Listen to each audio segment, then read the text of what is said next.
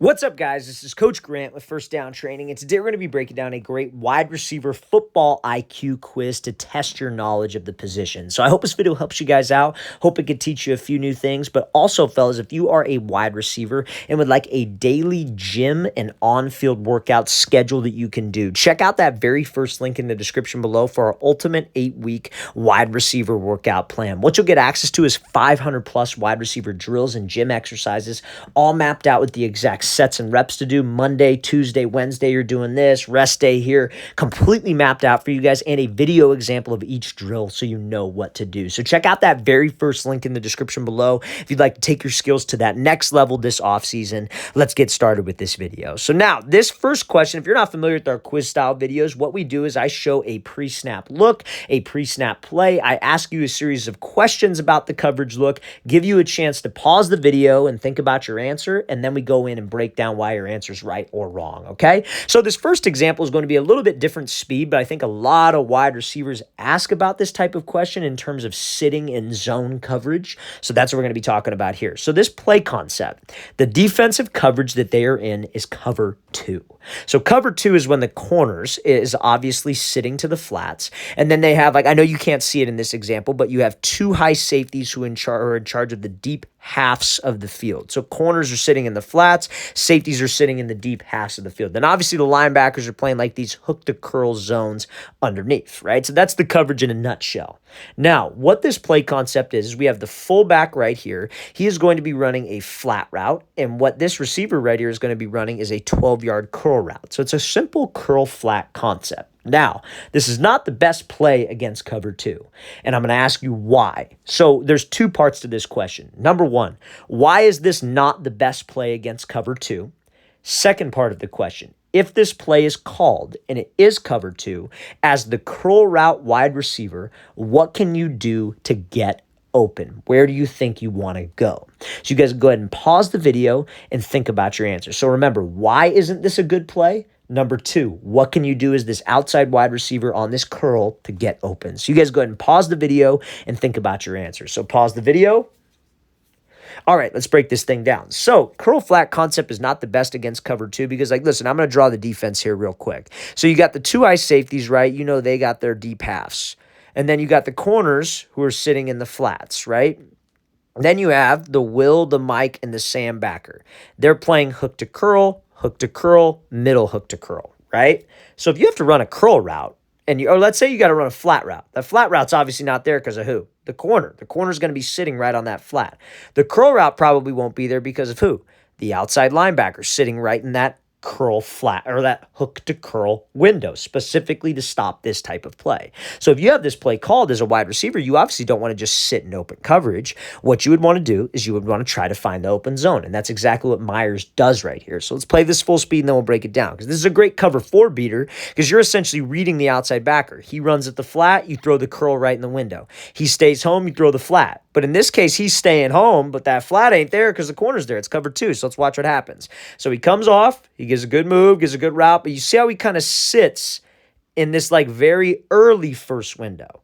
This is textbook right here. This is how you guys get separation. And everybody talks about it all the damn time. Like, oh, receivers got to sit in zone coverage. That's why the receivers who played quarterback before are so good. But what does that exactly mean, sitting in zone coverage? How do I actually do that? And we get a ton of questions about that because I'm guilty of it too, saying, hey, sit in zone, learn how to sit in zone coverage. This is how, you guys. But you got to have a knowledge of coverages, obviously, and you got to have a knowledge of play concepts, right? That's what makes a great wide receiver. You guys want to know why Travis Hunter is such a good DB? Because he knows offensive play concepts. That's why he's able to jump routes like you see him do time and time again. Same thing as a receiver. You know defensive concepts. You know offensive play concepts. You know where to sit in certain zones that are open. So is this always the best policy to sit in this like early window right here? No, because what he could have done is gotten to the second window if this linebacker was quick to jump outside. What he could have done is he could have broken down and drifted inside and sat to the second window because he knows this linebacker is playing hook to curl when it is cover two.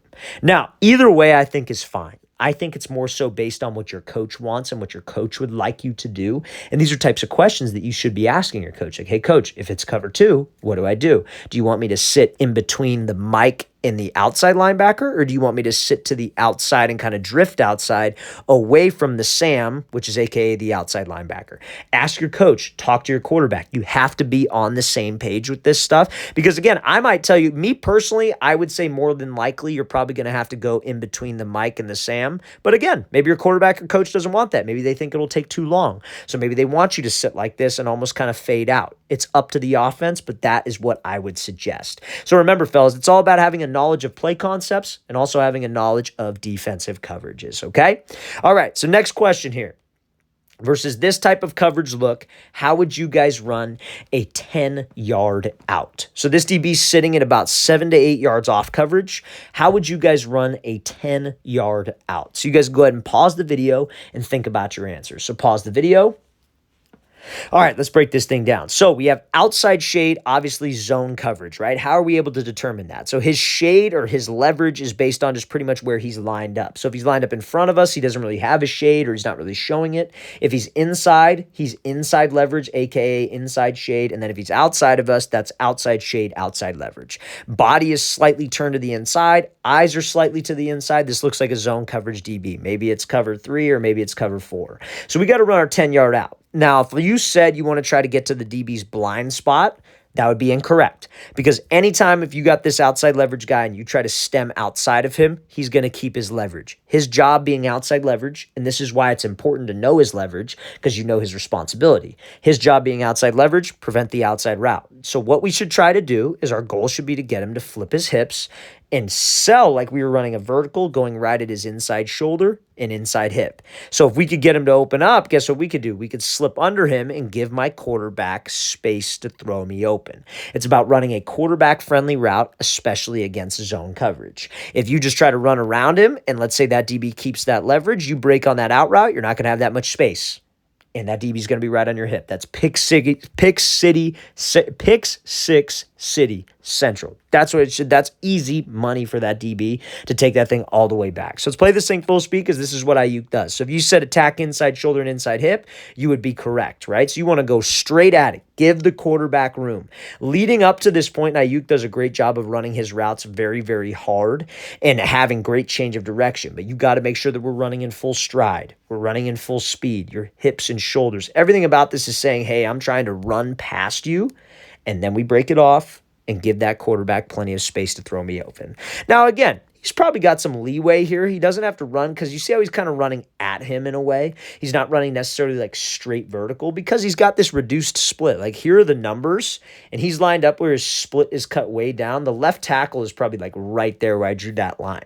So, or the right tackle, excuse me. So he's got some space. So he doesn't need to necessarily run directly straight. He could kind of take it wide, but ultimately that body should be angled at this inside shoulder and this inside hip to get him to flip around. So that's textbook route there from Ayuk. Way to give the quarterback space to make an easy throw open. So, last question here, you guys. If we are running a comeback route, this wide receiver is on the 10-yard line. Okay, so he's on the 10-yard line. If you're running a comeback route, how should you sell vertical on a comeback route? So remember, on the 10-yard line in the red zone, how should you sell vertical? How do you sell this fade and get this DB to think you're running a fade before we run our comeback route? What's a move you could use? What's a concept you could use? What do you think? So you guys go ahead and pause the video and think about your answers. So pause the video. All right, let's break this thing down. So if you guys said use a move called a peek back move to sell a goal line fade, that would be 100% correct. So we talk a lot about on our routes on this channel especially, is like, hey, if you're running a 5-yard hitch or a 15 back to 12-yard comeback, you have to sell one thing. You have to sell the fade. If you can sell the fade and get this DB to open up the gate, aka get his hips facing towards like this end zone that is behind him, make him think that you're trying to run past him, that gets you separation. Because when that DB flips his hips open and then we got to break out, he cannot recover that fast, or he cannot recover fast enough to be able to make a play on the ball. So that's our goal on everything. Now, when you're in the goal line, though, you running full speed for 15, 12 yards is not going to do you much good because that DB's like, yeah, okay, good. Go run out the back of the end zone. That's what he wants us to do because if you run out the back of the end zone, it doesn't do him does him a lot of good because you're out of the play. So what we need to do is find a more creative way to self-fade. And in the goal line, what you can do is use something called a peek back, which is essentially where you glance over your inside shoulder to make this DB think you're catching that quick back pylon goal line fade. So again, we get him to open up the gate, we get his eyes inside, he thinks the ball's coming, then bam, break this thing right off. So you could use this on an out route, a comeback, a stop route, maybe even a hitch route. I've seen guys use this on a diamond release slant before because remember, you attack his outside shoulder and hip for 3 steps, give a little peek back. Guys, in the red zone, that peek back is very, very dangerous to use because it can get you a lot, or I should say like deadly to use because it's going to get you a lot of separation if we sell it correctly. Just don't give it away. By giving it away, I mean don't like overdo the peek back. Don't look to the inside and raise your chest up and start to lean back because that will shorten up your stride length just like honestly like naturally. And then when you slow down like that, that DB knows it's not a goal line fade. You are literally just snapping your head over your inside shoulder slightly, maintaining good pad level, maintaining good stride, and maintaining normal goal line speed. Let's play this thing again, full speed one more time. So if you guys got that right, that's a high-level answer, and that's real good that you know to do that. All right, fellas, really want to thank you for watching. Really appreciate it. If you have any questions at all, don't hesitate to leave those in the comment section below. Always appreciate the feedback. It's always great to hear from you guys. And again, fellas, if you would like an 8-week wide receiver on-field and gym workout schedule, everything wide receivers should be doing in the offseason, check out that very first link in the description below. We'd love to get you on that. I'll see you guys next time.